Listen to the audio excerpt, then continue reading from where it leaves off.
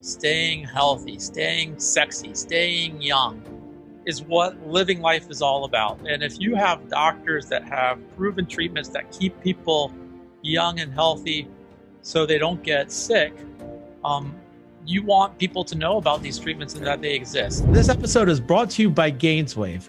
Gainswave is a treatment done at your doctor's office to optimize erection quality without the needs of Viagra, Cialis. It's non-surgical, there's no needles, and it has an amazing success rate. To find a Gainswave provider, go to gainswave.com. That's GAINSWAVE.com. So this is Mark L. White with Health Hacks, and today I'm so happy to have Dr. Wesley Buckle. Dr. Wesley Buckle, you're out in California, and your clinic is Prism Medical. Correct. Yeah, we're out in Palm Springs, right outside of Palm Springs. So how is Palm Springs right now? You guys have a lot of coronavirus? Pretty good. I mean, relatively speaking, I think we're doing okay. We get a lot of people coming through from LA, so I think that, doesn't help things considering what's going on in LA right now. But for the most part, we're doing okay. We're hanging in there.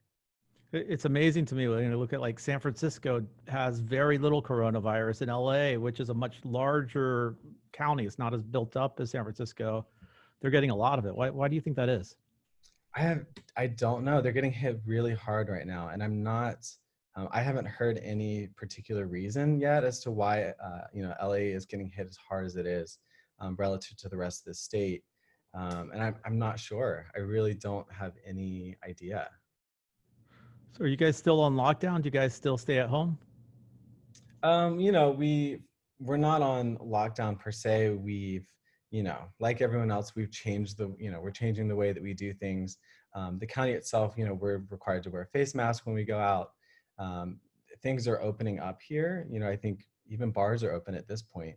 So it's pretty open, but we're starting to see, bumps in cases. So, we'll see kind of what happens. I kind of, stay tuned, I guess.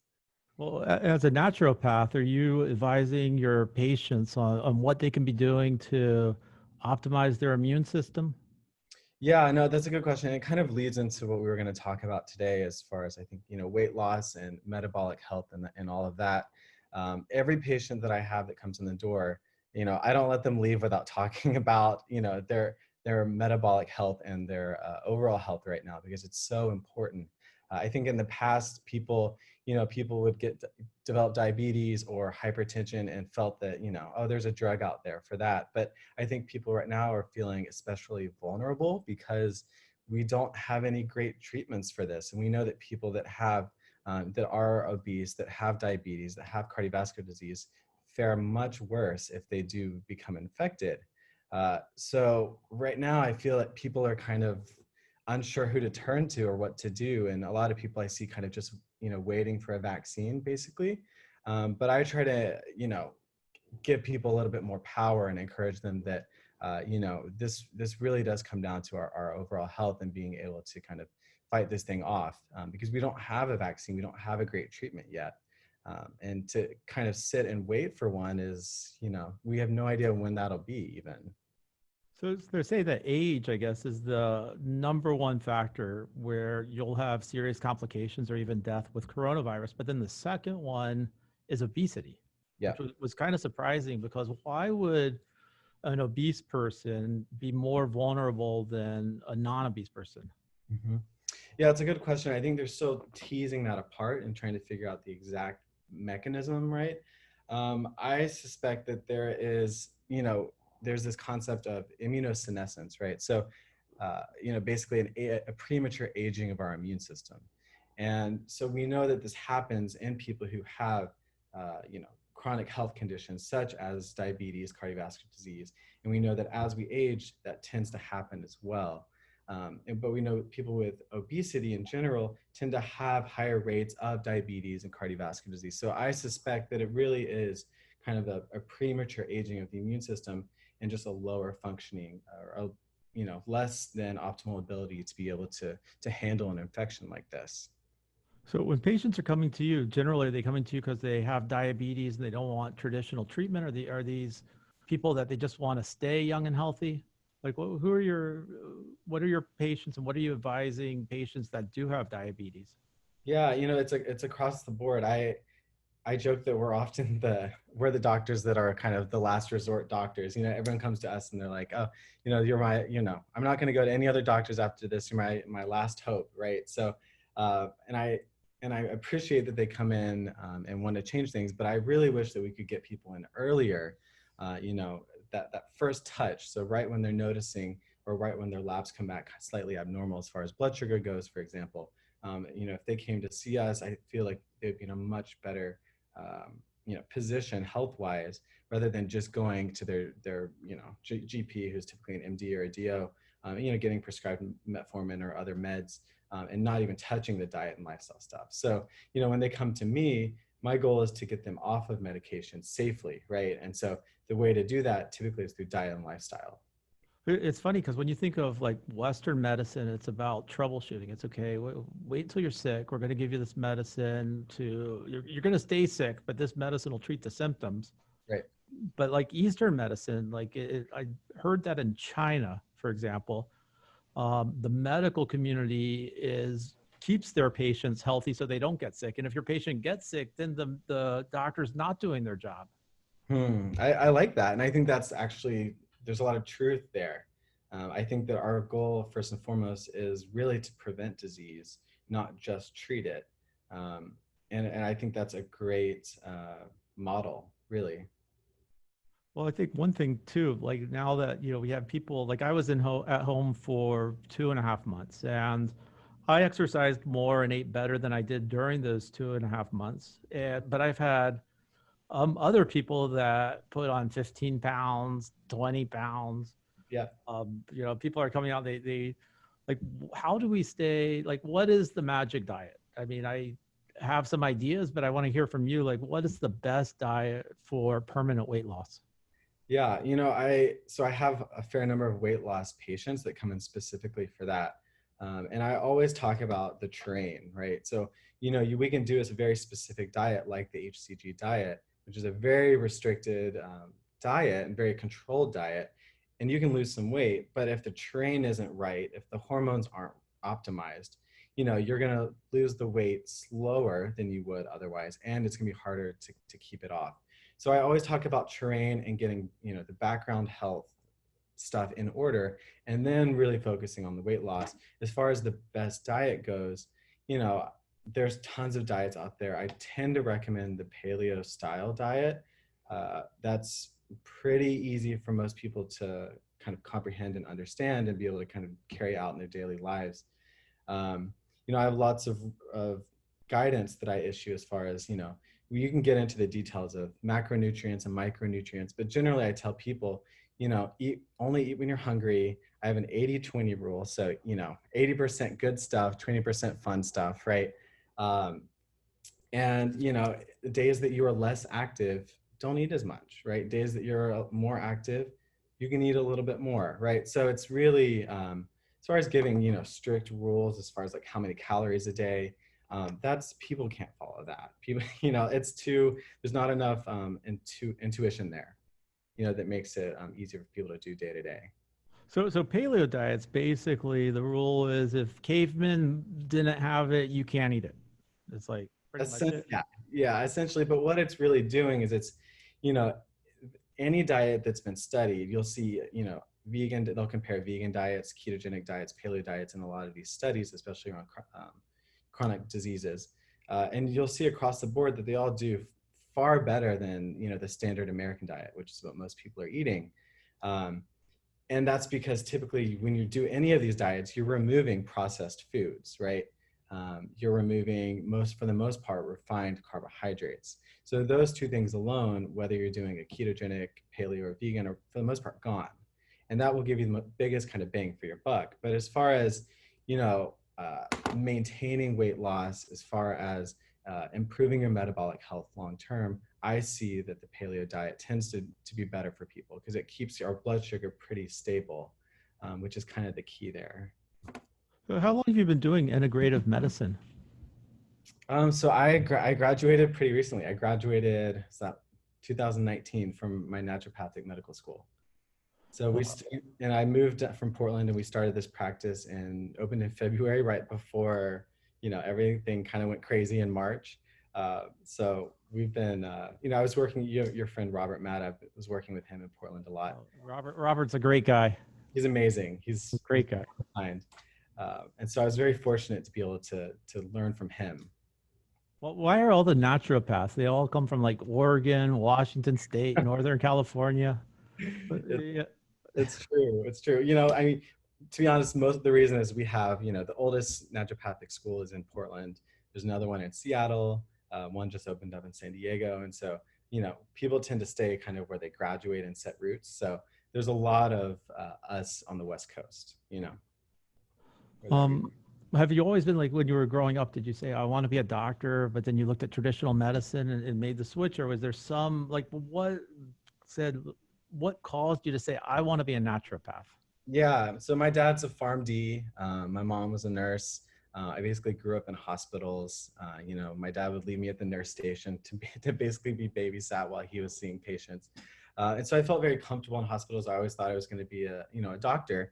And so I went to Vermont to do my pre-med stuff and was planning on becoming an MD and going to med school up there. And then started seeing a naturopathic doctor for my own healthcare. And it completely shifted the way that I felt that medicine should be practiced. I had great results, nothing that was, no side effects, nothing that felt unsafe, or everything felt very rational, and so after that, I just fell in love with it and just kind of shadowed him and kept learning more about it. And then eventually just kind of made that switch. And, after seeing him practice with patients, I didn't feel like I could go back to the other way, essentially. So it was just kind of a process, but a good one. Well, I think the coolest thing, and I know a few naturopaths, and again, Robert Matt is great, but every naturopath I know, they seem to take a interest in diet, exercise, and really understanding the root cause of what keeps people healthy. Yeah. Other than like hormone optimization is something that has been controversial in mainstream medicine, but naturopaths love optimizing hormones. Mm-hmm. Mm-hmm. Well, why is hormone optimization so important? Yeah, and it's interesting you bring that up. I mean, we've been practicing what now is termed functional medicine. We've been doing that since our inception, right? We're kind of the originators of this idea. And as far as hormones go, I mean, it's all about the terrain, right? So I'm all about, practicing root cause medicine, but we're trying to get people, get the foundation for health, right? That's what we call it.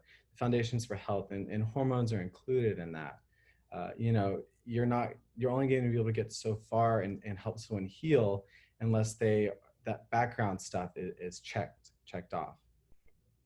So which hormones, do you do a lot with testosterone replacement therapy? Yeah, testosterone is probably my favorite, if I had to pick a favorite. And for men and women, I think that's incredibly important. Thyroid health is important as well. And you can always tweak things with melatonin, progesterone, that sort of stuff. But those, thyroid and testosterone are really the big ones there. Do you also I know naturopaths are starting to touch on mindfulness, meditation, and I read something the other day that said people that are getting really sick with COVID-19 have high cortisol levels. And I thought that was interesting because I'm wondering if the cortisol levels are high because people are stressed out because they have COVID-19, but why is cortisol important? Yeah, cortisol that's an interesting point. We as naturopaths have been treating what we would call functional cortisol deficiency, and for quite some time, or they'll throw the term around adrenal fatigue, right? That's another term that gets thrown around. But what you'll find is that these hormones all work in a symphony, right? So it's, if you replace one hormone, say for example testosterone, you tend to get while it's a great hormone, it tends to cause deficiencies or excess in other hormones. So it's really a balancing act. And cortisol is one of those hormones that it's responsible for wakefulness, for stress, for fighting infections, for blood pressure. It's incredibly important. but it's all about balance, right? And so we gotta, I'm rarely ever, optimizing just one hormone. They all affect each other, and it's incredibly important to have all of them optimized, and not just one, really. Yeah, I know that like HCG helps stimulate a guy's production of testosterone naturally. But I also know that some doctors are using HCG for weight loss. Can you explain why somebody would use it for weight loss and how that would differ from stimulating your own natural production? Yep, that's a good question. So I use HCG for low testosterone in men primarily, and so that will actually the body, it's called a luteinizing hormone or luteinizing hormone analog, right? So it looks similar to a hormone that increases testosterone production naturally. So that tricks the body into producing its own testosterone. And so we can do that in conjunction with testosterone therapy to make sure that the testicles don't atrophy and you don't lose your own production, which is great. But then, there is the HCG diet, which, is, I do the HCG diet. I've had great results with it. And what we're doing there is low daily doses of HCG, which will help suppress appetite. It'll increase the metabolism and increase the use of abnormally stored fat, right, for energy. So we can do this low calorie diet for even up to 60 days, about 500 calories, and we can give HCG daily with it, and it'll actually prevent, for the most part, hunger or, food cravings and that sort of thing, so that you can maintain that 500 calories. And people lose about a pound, half a pound to a pound a day on it if they're doing it pretty strictly. So I've helped people lose a lot of weight that way, but it does take a lot of, self-control. It's a pretty strict diet. I think when it comes to weight loss, everybody's looking for like the magic bullet, the easy solution. But if you do the HCG diet for say 60 days and you get off of it, is somebody going to just gain the weight right back? Yeah, it's a good question. So whenever I talk to patients about the HCG diet, I always again go back to, if say they're postmenopausal woman, I'll talk about doing testosterone and hormone replacement before we start that diet, because it's going to make it easier for them to lose the weight and to maintain it afterwards. So if I've done it both ways with people, and the people that have, the hormones optimized and the other stuff kind of, checked off, they do far better and we're able to maintain the results afterwards. So I always, encourage that if possible. Now, one of the big buzzwords you see now with naturopaths and then the integrative wellness community are all this talk about peptides. Yep. Yep. Are you incorporating peptide treatment into your practice, or? I am, and it's interesting. I don't, the FDA recently, I'm sure you saw this, has kind of cracked down on the peptides that can be compounded now. So it's pretty limited as of recently. And before it was, there were pharmacies that were coming out with pretty novel peptides and products that everyone was really excited about and had great promise, and still does have great promise. But now we kind of have our hands tied behind our backs, so we can't use a lot of them. They've been considered biologic compounds now because they're, a certain length of amino acids. And so we can't use a lot of these, unfortunately. But yeah, I think peptides really are the future, or at least a big part of the future of medicine. I think the concern is now that a lot of these peptides will become drugs. And so then they're going to become extremely expensive and out of the reach of most people, unfortunately. We saw that happen probably 15 years ago with growth hormone, and now with HCG, you're seeing some of that. Yeah, exactly. And so we're trying to find alternatives now for HCG, because now you can only get it commercially. The FDA just did a similar thing to HCG. So compounding pharmacies can no longer compound it. It's sometimes, I don't know what you think. I'd like your opinion on this, but like sometimes it seems that the FDA is looking out for the interests of big pharmaceutical companies than it is for the interests of the patient. Because if peptides are safe, why would they crack down on it? Sure. I mean, this has been going on in the, peptides of recent, but this has been kind of going on in the IV therapy circle for a long time here in the United States, where, there will be a product that we're able to get, it's, available from compounding pharmacies. IV curcumin is an example of this. And then it became banned by the FDA, and now it is a FDA approved drug for a specific type of lung cancer. And unfortunately, the issue with that compound now is they had to change it, just, tweak it so that they can now have a patent on it. But the problem is that product is now more dangerous, far more dangerous than the original, natural compound that we're using in IV therapy. So, it's more expensive, it's less safe, and it's actually less effective than even that original product was. So, we're going to start to see more of this, and it's concerning to me as a practitioner, because we don't know where it's going to stop. We don't know kind of where this ends, really. Whereas we see our friends up in Canada who I have patients that have gone to Canada for IV curcumin, a product that we used to be able to give here. And so that's concerning from a patient's rights perspective, and really just from a good medicine sort of standpoint. I think it's there's a lot of self-interest there from the big pharma, from the pharmaceutical side there. Well, how do consumers and naturopaths and everybody who's interested in healthy living, how do they change all that? I mean, it's you're right. It does see, like, I've been in this industry now for almost 2 decades, and it seems like a never-ending battle. Yeah.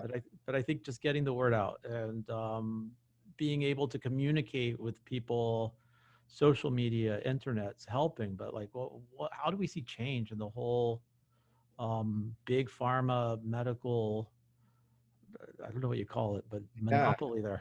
Yeah, I mean, and this is kind of, I guess, going off on an aside, but it really comes down to politics, like most things in this country, unfortunately. There's a lot of doctors and indies that I know that have gone up to DC to lobby against a lot of this. And to be honest, it's, you can present good evidence and good science and good data, but at the end of the day, if they don't want to hear it, there's not much you can do. So, I don't know how to, make it so they want to hear the other side. I don't know how to do that, but I do think that, there's a lot of petitions that are going around that patients who have been affected by this are able to sign and send to their congressmen and women. I think that's incredibly important, is for the patient perspective to be heard as well, and how it's affecting them, and how the medicine that is now no longer available has helped them. I think also what you see is consistent innovation within the naturopath community. You guys are always introducing new and novel treatments. Mm-hmm. But what's next? Like, over the next 6 to 12 months, like, if you had a crystal ball, what's going to be the next thing to help us lose weight and reduce food cravings and help build muscle?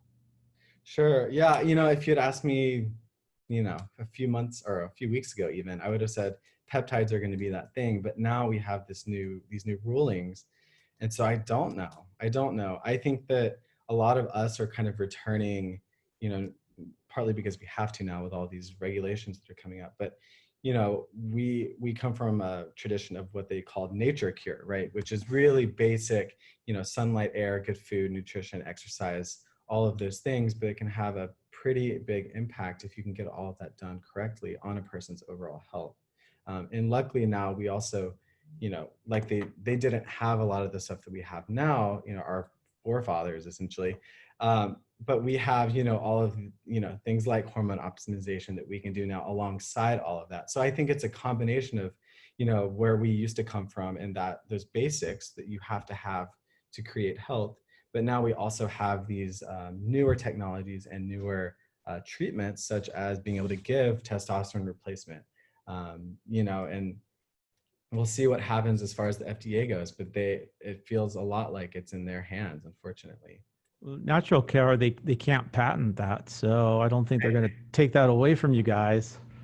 What was interesting when I was looking through your bio and your website is naltrexone, which is the naltrexone, which is tell me about that. Isn't that something that inhibits opioid receptors? Yeah, this is a pretty new thing in the health space, essentially. And so we're gearing up to do that here in our practice. And so you can actually give a patient naltrexone pellets, which go just under the skin, right? And naltrexone is a opioid antagonist, so it blocks opioid receptors. And traditionally, it's used for addiction medicine, right? But we also know that it can curb appetite cravings. So, the program that I'm going to start rolling out is, we give you these naltrexone pellets in office, and then you have this is combining, technology and health, but then you also have an app that you can download and access to a health coach and a diet plan, and even a counselor, because there's always an emotional component when it comes to food. But it combines, the naltrexone pellet, which helps curb cravings, and then the app to help you get the diet and lifestyle stuff on board on a daily basis. And that's typically a 3-month program. So most patients can expect to lose about 10 to 20 pounds on it. Not as much as, say, the HCG diet, but the HCG diet takes a lot of self-control, right? And this is a little bit easier for the patients that have food addictions and issues with that. Will it also help with alcohol addiction or other addictions? The naltrexone will, but traditionally they're not for alcohol and drug addiction. They're not using the pellet form. So this is really, the pellet form really is, to my knowledge, meant most for the weight loss aspect, because then you're not, you don't have to take a pill daily or any of that. It's like a steady release throughout the day and night. No, that's actually fascinating, because I really haven't heard about that. What else? Are you familiar with, like, ozone therapy? Somebody was telling me about that. Yeah, it's funny. I don't know a whole lot about it. I don't do it. I know that the FDA is watching like a hawk for people that are doing ozone therapy. So I have not kind of dived into that space yet. There's a lot of people that do ozone already, and so I've referred patients out to them because they'll be far better at it than I would. So I don't know a whole lot about it. Still learning, and it's kind of seeing what the FDA does around that. Yeah, it's interesting how powerful the FDA is, but like I would assume, like, a naturopath, their whole goal is to prescribe things that aren't drugs, Mm-hmm. to stay out of the FDA's world. Yeah, yeah. And so that's our goal, right? Is people come to me to get off of medications. That's often the first thing that people say when they come in for a consult or an appointment is, I just want to get off my drugs. That's why big pharmacy doesn't like you. Sure. We're not there. We're not a good friend of big pharma. You're right. So interesting. So in Palm Beach, are most of your, I guess you opened up your practice in February, and then you had a, like, quarantine in the middle of March. Yeah. Are you treating most of your patients now virtually? My practice when we opened this one was really set up. My practice is mostly procedure based. I'm a Gainesville provider. I do regenerative injection therapies. We do pellet therapies. My practice was really kind of geared around procedures, and I love doing them. So it was hard to all of a sudden be hit with this and to really have to pivot quickly. But we were able to stay open. I was seeing some patients virtually, still doing that as well if the patient requests that. But people are coming in to for to get their hip injected or to get their pellets or a Gainswave, and so I have some general medicine patients, but for the most part it is regenerative procedures. So it's a lot of platelet-rich plasma, I assume. Are you, Yeah. are you are you doing exosomes, or are you doing anything with stem cell therapies or anything like that? Yeah, this came up yesterday with a patient. I'm not doing stem cell therapies there's a couple of reasons. Most of you'll see these stem cell clinics kind of popping up everywhere now, right? They're all over the place. And the issue that I have with those is that if you're pulling stem cells out of a vial, they're dead, right? And so people are paying, $8,000 to $10,000 for a vial of dead stem cells. And, I think that's pretty unethical.